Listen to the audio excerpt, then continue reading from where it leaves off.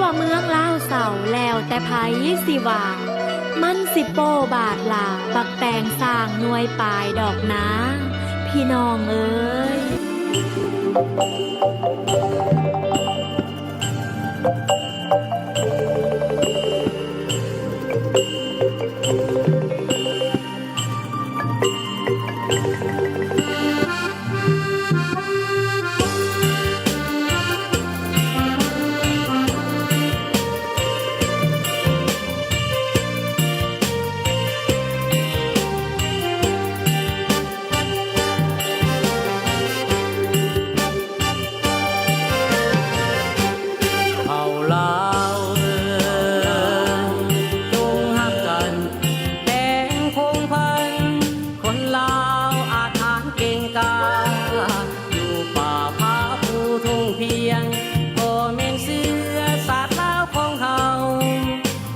มาสามัคคีกันเขา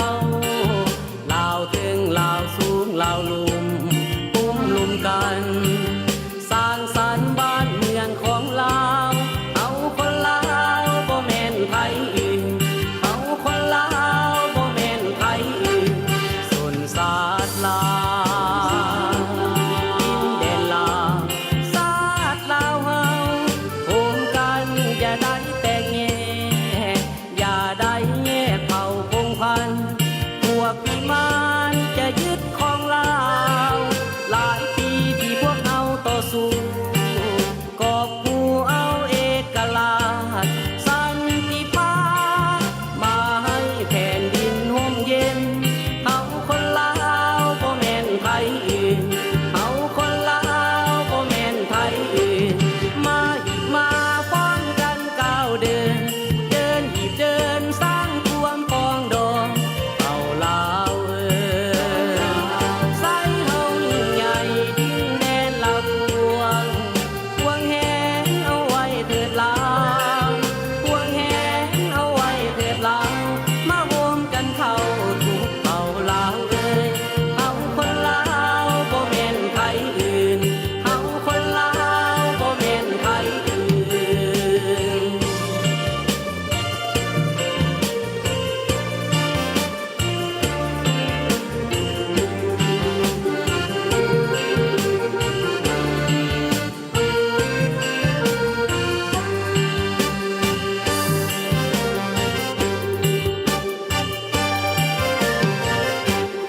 มาอีกมาป้องกันก้าวเดิน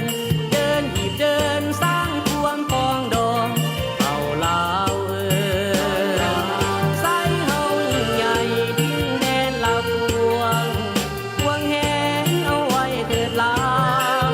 พวงแหนเอาไว้เถิดลาวมาโฮมกันเข้าทุกเผ่าลาวเอาคนลาวบ่แม่นไผอื่นเอาคนลาวบ่แม่นไผอื่นเอาคนลาวบ่แม่นไผอื่น